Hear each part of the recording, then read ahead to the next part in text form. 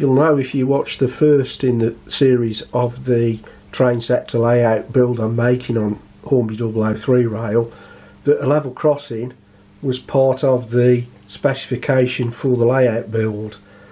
At the time I put the crossing in, I didn't possess a section of track like this.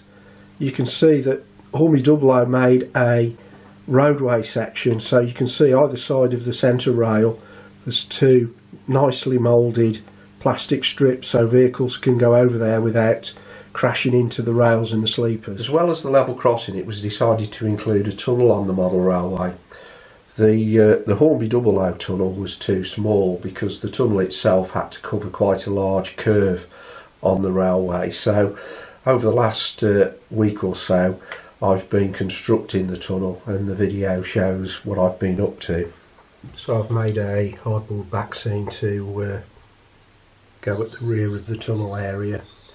I've had to raise it quite high because there's a socket just behind it which I've hidden just outside prepping the top of the tunnel with some formers ready to put paper in and then cover with plaster bandage. So just made these formers out of bits of hardboard offcuts that came from the back seam here. So you can see the inside of the tunnel, and I've just basically got the section that just slots in. There's all the paper in place near the formers. I've glued some of the edge papers down just to keep them from moving, and I tend to spray the paper with water as well just to make it easier to manipulate. Perhaps have a small country road or lane running through the area. So that gives an idea of what the contours will look like roughly. It sinks a little bit when you put the plaster bandage on, and you can smooth out some of the edges and get a little bit of a more contoured finish on it. So next stage is to deal with the plaster bandage. Here's the plaster bandage. I've cut it into strips, it's just easier to manage. So I do like a dry run across the hillside just to make sure I've got enough. You soak the strips in water and then take them out and lay them over the top of the hillside. Got an old paintbrush to smooth stuff down with as need be, and a little spray to dampen anything down that needs it. Completed plaster bandage on the tunnel structure. It's quite dry now. It's been drying off in some quite warm sun. So there you can see the completed plaster bandage on the tunnel top. Just smooth some of it down using some wetted polyfiller just to get some even flow along the top. Building up the second section using layers of card to sort of get a contoured effect. As you go into the corner, I'm going to build that up some more with some paper, and in that corner over there, so you get the idea that the hillside is flowing from the back there and coming down this way. Just put a little vehicle on the roadway just to make sure I've got the heights right, because what I want to be able to do from this side where this card's all laid is to be able to see vehicles on the road through the scenery. So that's where we are at the moment. So the next step really is to build up the newspaper on the top of that section of card over there, and just at the rear there on that part to bring the height of the tunnel further up the back seam, and then to sort of layer it down towards the edge along here. The other thing I'm doing is I'm just sort of checking heights along here where this section goes.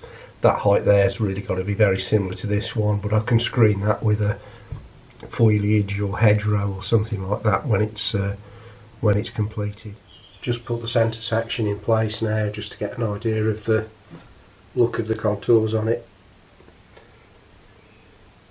Got the piece over here to finish off above the tunnel entrance, but need some more plaster bandage to to complete that. I've run out of plaster bandage. I've built the remaining section of the tunnel top using papier-mâché, so it's just basically a former with some rolled up newspaper covered in torn up pieces of newspaper strip, which is then wet and coated with a PVA and water glue mix, so that will harden off to form a shell for the scenery at this end of the tunnel. The main thing with this section was making sure that I'd got a line that followed the contours of the midsection of the tunnel, so I sort of like did a template of hardboard, ran it along and then backed up all the papier-mâché structure so that it followed the same line.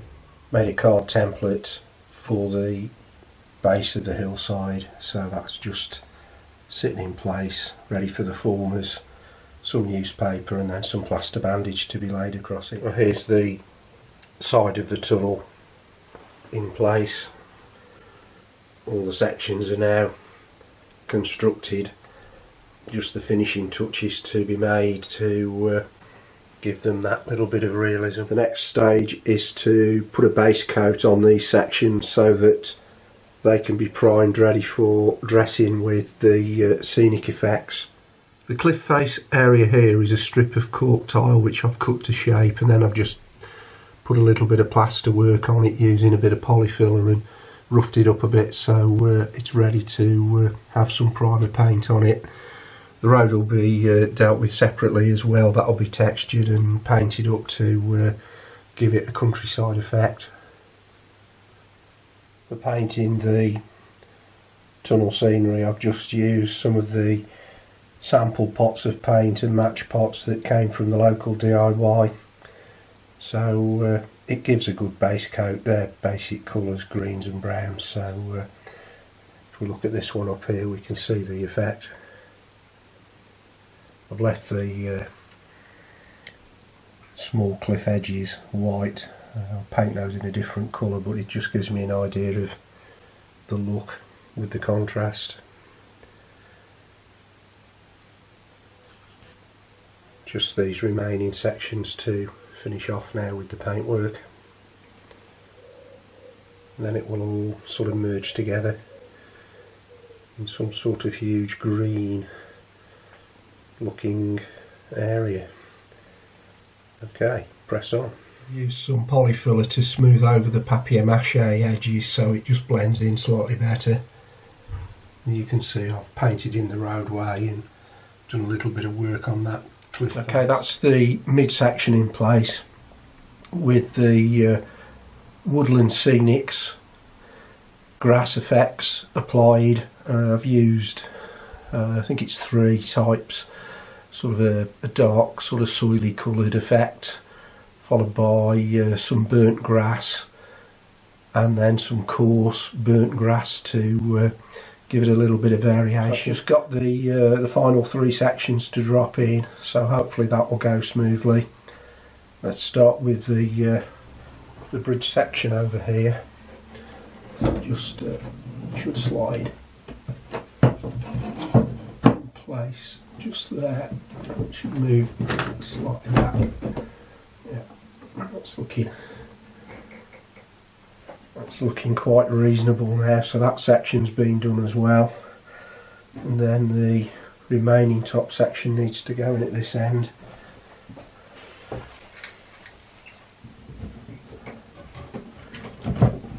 So that's in there. Just line that up, and then I've got the hillside to go in.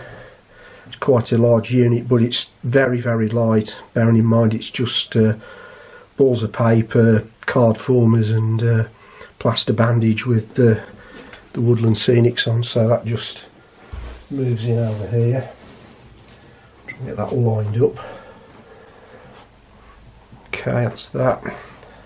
Now the areas here, there are gaps between each of the sections, but they'll get closed in with stuff like this, sort of foliage type pieces which will hide the gaps. So just to give you an idea, if I pop that, just pop that along there, can see that's sort of covering up the section where the gap is.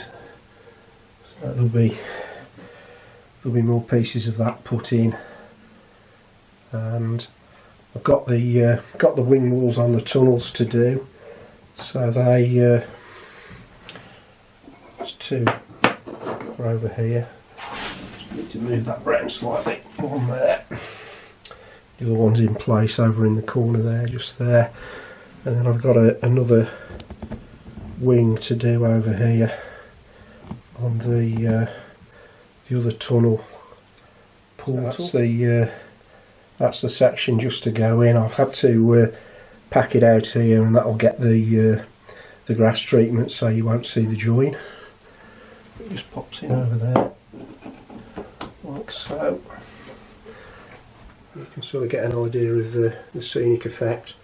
As I say, see there's a joint running down there, so that'll just, as I say, it'll just get filled with some foliage.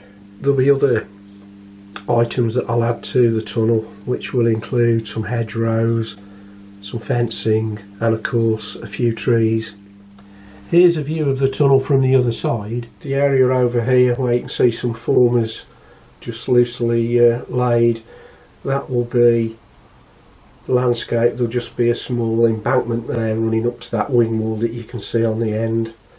Then what I'm going to do is I'm going to build a signal box in to the embankment. It's not going to be the one that you can see there in the Great Western colours. It's going to be a different colour scheme to that, and it will have like a recessed area in the embankment somewhere around there near the point where it will sit. So it'll be slightly raised, which I think shows it off to best effect. Probably unlikely you would have seen something like a heavy duty Castle Express loco on a branch line like this, but you never know. It's got shades of the Devon coast in the colours on the cliffs, so it could well be that this is the hillside that takes you through to the seaside, and this is one of the famous Great Western Express locos that's going on to take a load of holiday makers to the beach.